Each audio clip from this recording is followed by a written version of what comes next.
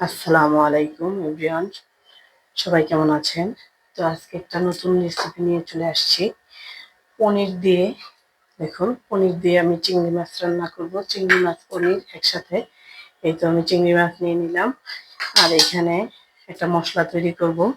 তো স্টার এনিস, দারুচিনি, 4 টুকরো এলাচ, লবঙ্গ, গোলমরিচ, আর এটা হচ্ছে জয়ত্রী। এটা জয়ত্রী, এটা নিয়ে নিলাম, আর কিছু কাজু নিয়ে নিলাম। আর এখানে নিয়েছি টমেটো, এটা আমি পেস্ট করব। আর এখানে নিয়েছি হচ্ছে কাশ্মীরি মরিচের গুঁড়ো, হলুদ আর ধনিয়া। তো সেরার পাশে থাকেন, চলে রান্নায় চলে যাই। এখানে আমি কড়াইটা বসিয়ে দিলাম, এখানে মশলা দিয়ে মশলাগুলো একটু রোস্ট করে নিব মিডিয়াম আছে।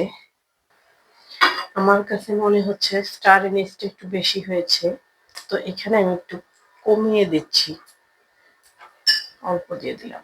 তাহলে মোটামুটি আমার মশলাটা ভাজা শেষ। দেখুন, গরম হয়ে গেছে। এবং এখন একটা কড়াইয়ে তেল দিয়ে নিব পরিমাণ মতো। এখানে আমি কাজু বাদামগুলো একটু ভেজে নিব, একটু লাল লাল করে। এই তো দেখুন, আমার কাজুটা ভাজা হয়ে গেছে। মিক্সিতে নিয়ে আমি পানি ছাড়া এই মশলাটাকে ব্লেন্ড করে নিব। এখানে আমি পনিরটা দিয়ে ভেজে নিব।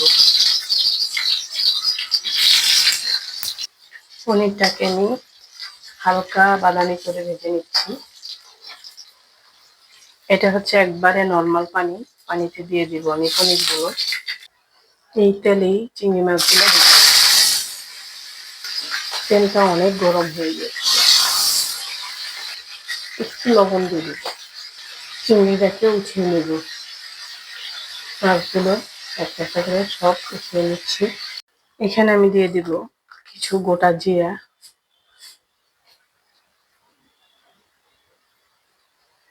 তারপরে দিয়ে দিব দেখুন আদা আর রসুন আমি কিউব করে নিয়েছি, এগুলা দিয়ে দিব। এটা বাটা না, কুচানো, এটাকে দিয়ে দিব। এখানে দিয়ে দিব কাঁচামরিচ কুচি। এখানে আমি এই মশলাগুলো দিয়ে দিব, কাশ্মীরি মরিচ, ধনিয়া, হলুদ, এগুলো দিয়ে একটু ভালো করে কষিয়ে নিব। দেখুন, ধীরে ধীরে কষিয়ে নিচ্ছি। কালারটা দেখতে যা সুন্দর হয়েছে। এখন এখানে টমেটোর পেস্টটা আমি দিয়ে দিব। এখানে একটু দই দিয়ে দিব। দইটা দিয়ে একটু ভালো করে মিশিয়ে নিব। পরিমাণে 3-4 চামচ হবে দই দিয়ে দিয়েছি। লবণ দিয়ে দিব, একটুখানি চিনি দিয়ে দিব যেহেতু দই দিয়েছি। একটু ঢেকে দিলাম। এখন আমি ভেজে রাখা মশলাগুলো দিয়ে দিব।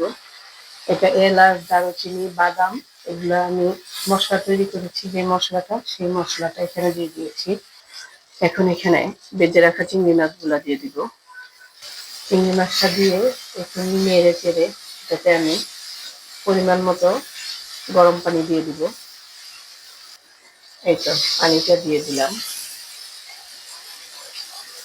পানিটা দেওয়ার পর একটু ঢেকে ঢেকে দিব কিছু সময়ের জন্য। এখন হচ্ছে আমি এই যে পানিতে ডুবিয়ে রেখেছিলাম পনিরগুলো, এগুলো এখানে দিয়ে দিব। দিয়ে এটা 1 মিনিটের বেশি আমি কুক করব না। এটাকে আমি যদি 1 মিনিটের বেশি রান্না করি তাহলে হচ্ছে পনিরটা শক্ত হয়ে যাবে। তো এখানে আমি ধনেপাতা দিয়ে নামিয়ে নিব। এই তো ধনেপাতা দিয়ে দিলাম।